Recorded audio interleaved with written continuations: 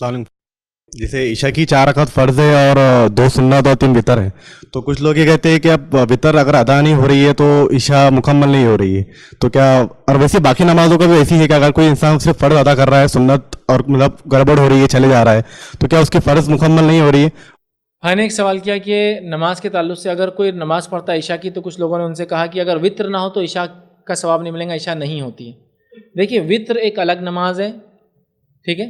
फ़र्ज़ नमाज जो ईशा की वो फ़र्ज़ है, वो 4 पढ़ ले तो अदा हो गई। कंडीशन नहीं है कि उसके आगे पीछे कुछ होगा तो ही होंगी।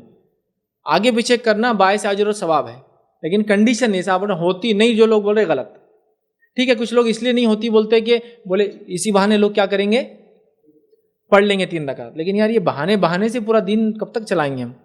रियलिटीज़ भी तो मालूम।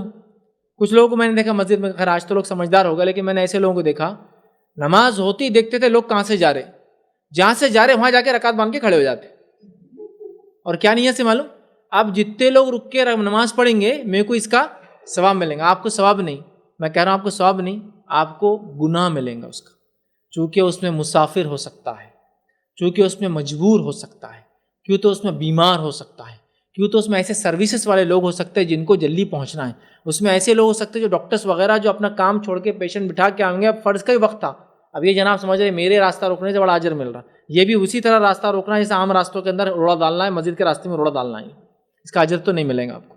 चलो अब लोगों ने, अल्लाह ने समझ दी कि अब कम से कम मस्जिदों में जाने का ट्रैक तो बन रहा है, नहीं तो एक सिस्टम था, ट्रैक भी नहीं था पहले तो।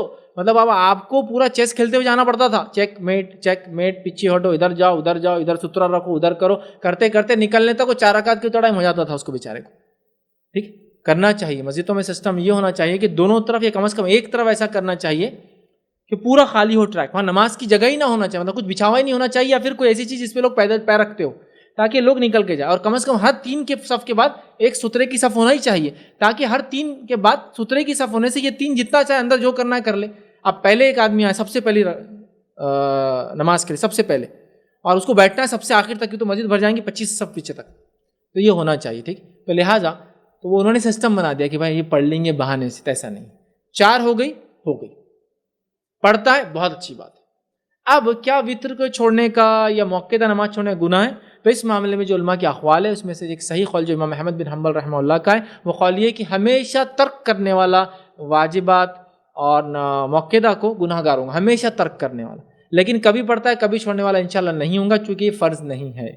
दूसरा, जामे तिरमिज़ी की रिवायत के अंदर इसके फ़वाइद भी मिलते हैं कि जो शख्स फ़र्ज़ नमाज़ पढ़ता है, अल्लाह रब्बुल इज़्ज़त रोज़े क़यामत नमाज का हिसाब सबसे पहले करेगा। नमाज का हिसाब होने के बाद अल्लाह ना करे उसकी फ़र्ज़ कम हो जाए तो अल्लाह कहेंगे फरिश्तों जाओ देखो कोई इसकी नफिल है क्या। और याद है कि फ़र्ज़ के अलावा तमाम नमाजें नफिल में ही आती है।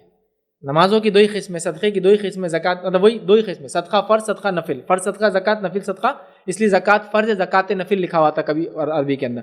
नमाज़ों की भी 2 ही किस्में, फ़र्ज़ नमाज और नफिल नमाज। हज की भी 2 किस्में, फ़र्ज़ हज और नफिल हज, सबकी 2 ही किस्में, फ़र्ज़ रोज़ा और नफिल रोज़ा। ठीक है, जो नफिल रोज़ा अल्लाह के रसूल हमेशा रखते हैं और नफिल मौक़िदा कहलाता है। जो नफिल कभी रखते कभी रखते उसको सुन्नत कहते हैं, लेकिन नफिल की है, तो लिहाजा नफिल लाओ। अगर नफिल होंगी तो भर ली जाएंगी, ज़ाहिर सी बात उसमें वितर भी होंगी, दूसरी नमाजें भी होंगी, तो पढ़ना चाहिए ज़्यादा से ज़्यादा। हमेशा छोड़ने वाला गुनहगार होगा, कभी कभार तो पढ़ने की कोशिश करना चाहिए। लेकिन क्या छोड़ देने से नमाज नहीं होगी? नहीं, नमाज इंशाअल्लाह हो जाएंगी, वो एक अलग ही मसला है।